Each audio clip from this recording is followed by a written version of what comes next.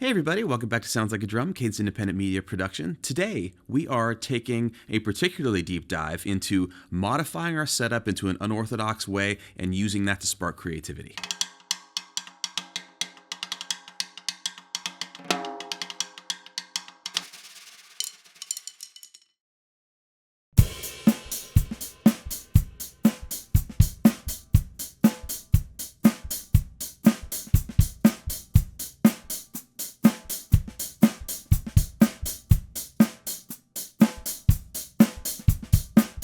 If you, like I often do, find yourself playing the same stuff every time you sit down at the kit and it's working for you fine, but you're starting to get a little sick of it, you want some new ideas, this is exactly the direction that we're going today. A quick rundown of what we did today is we have gone for a semi-symmetrical kit setup here where we have no toms out front, we have one to either side, and then we've created a cymbal kind of menagerie in front of the kit so that all of the motions that I am used to for moving around and playing the rote things that I normally play are suddenly off the table. This includes where melodic pitches lie for me by moving the mounted tom over to the left, where the ride cymbal normally lives, moving it to the center so that now my normal close my eyes and reach for it, it's not there anymore. And we've added an X-hat to the other side to further implement this idea that I can live on this side of the kit, or I can try to be ambidextrous and just live on this side.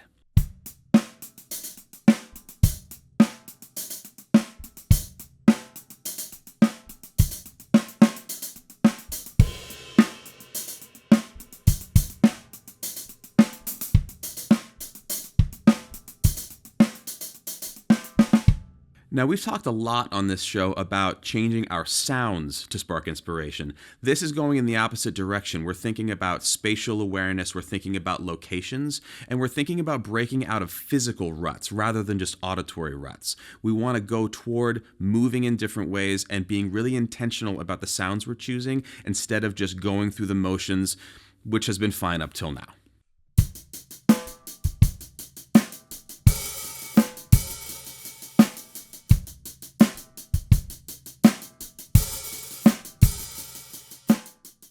One of the lovely things about moving our setup around and putting things in new locations is that specific stickings that we use, simple things like paradiddles, can suddenly give us a whole new array of options just by laying our two hands on different voices on the drum set.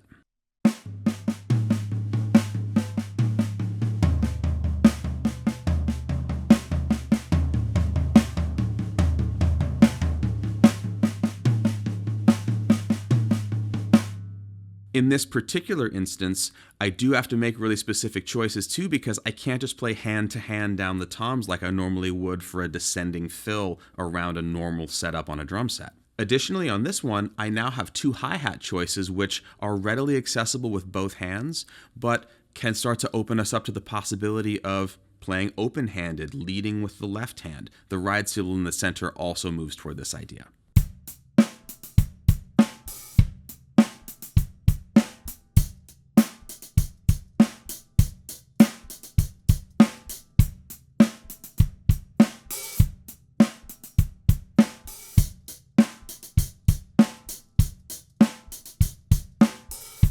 Another thing that's exciting about this setup is that if you find yourself struggling because of beats you want to play where your hands are running into each other on a standard setup, there are some that are now open to us because of having a tom over to the left, and then some other things that are readily accessible on a standard setup are a little bit more difficult to do and require a little bit more thought and intent.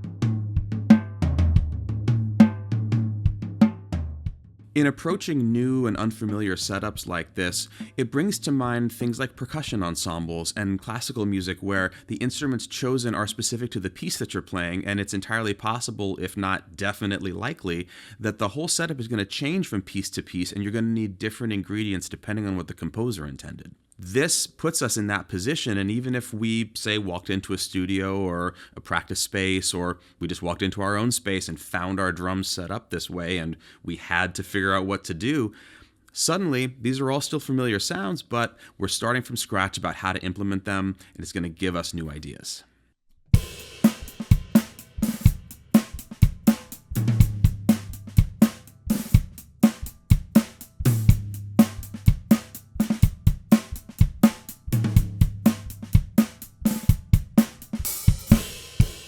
It's important for me to say up front, too, that I came into today feeling like I was going to be able to play some cool, demonstrative, hip stuff on this setup when I sat down, and it turned out to be a pretty significant struggle to get away from the idea that I needed to play things that demonstrated that this is the setup that I'm using, rather than thinking creatively and just a little outside the box because of what is available by setting up the drum set this way. What ultimately worked best for us today was to really slim down what we were trying to do, not play the densest, most indicative grooves that the setup gave us, and instead saying, let's take something simple that's in the wheelhouse of what I would normally play on a song and figure out a way to add a little bit of spice that is specific to this setup, whether it's a little open-handed moment or moving between the two hi-hats for accents, using the foot on the left hi-hat because I can do that while keeping this one closed and retaining that sound, moving quickly between the ride cymbal and the X-hat. There's a lot of little things like that that are part of the larger sort of stew of this kit that we can use as ingredients to play something that is not necessarily even going to telegraph that we've changed the kit that much to a listener.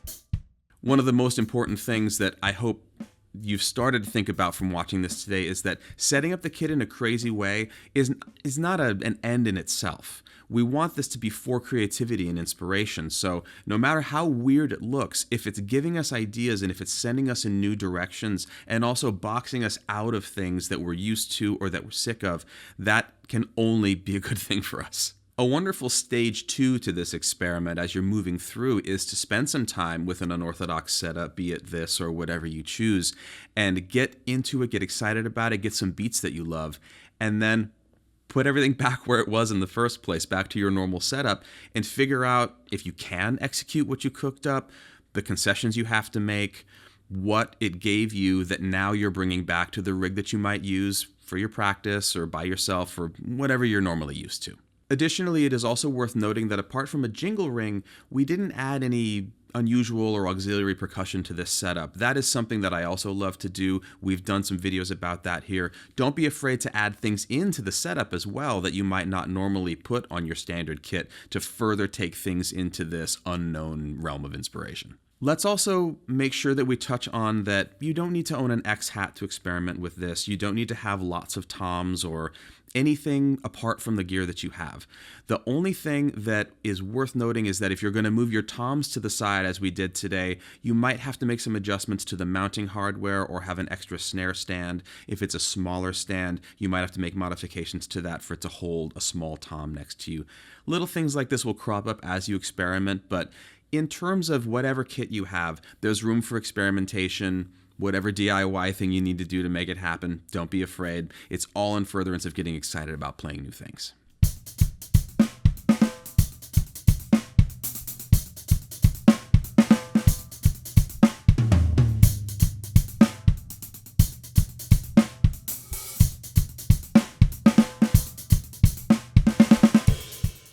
Suffice to say that unorthodox setups, that's a bottomless pit of possibilities. Today, we chose to go toward one that was used by Bill Bruford of King Crimson and many other fames with his band Earthworks. In that group, they're playing jazz, and he wanted to have a very symmetrical setup with two toms on either side. He utilized a cable hat in front of him, so the hi-hat is directly in front, and then a symmetrical set of cymbals kind of coming away to the sides.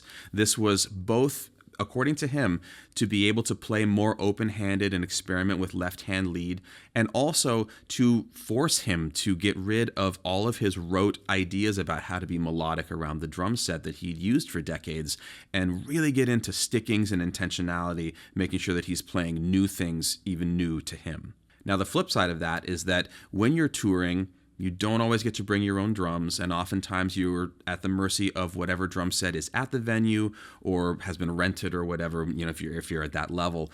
But he did say specifically that he made sure he could do the gig on a standard drum set so that he wouldn't be beholden to whatever there was when he showed up, because that would be disastrous.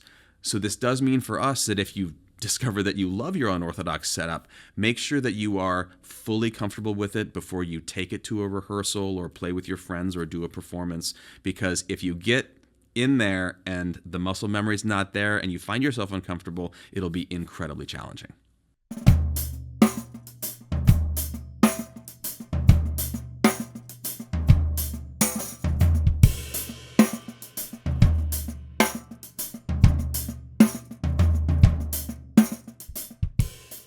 Now, if you're a very experienced player and you're very comfortable with your setup and you consider yourself to be able to play the things that you want to play and are not really running into a lot of roadblocks at this point, this is all the more useful for you, because this puts us back into the headspace and the physical space, even more importantly, of when we were a beginner, exploring, running into roadblocks, struggling, making strides, and in particular, making strides more quickly. If any of you have ever taught a single lesson, especially to a beginner, you know that when you're starting out, you learn new benchmarks often. And the more advanced we get, the less often those benchmarks come because we're doing much more advanced things. It's much slower going.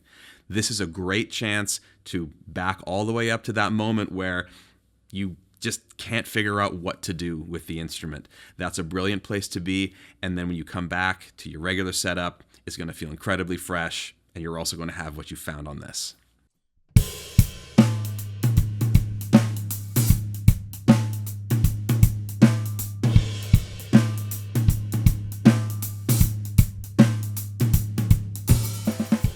All right, thanks so much for coming along. I really had a lot of fun today. It was ridiculously challenging. I'm exhausted.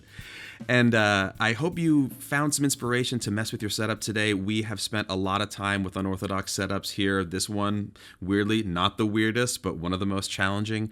Please like, comment, subscribe, hit the bell so you get all of our notifications for new videos. And most importantly, jump down to the link below for the Patreon, where there will be all sorts of things for you to find over there, including cymbal series, anecdotes, and a beautiful community of percussionists.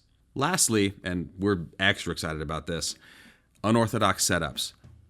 What do you do? What have you done? What did you love? What did you hate? What was the hardest ever? We would love to know, because we certainly weren't expecting this one to be this challenging.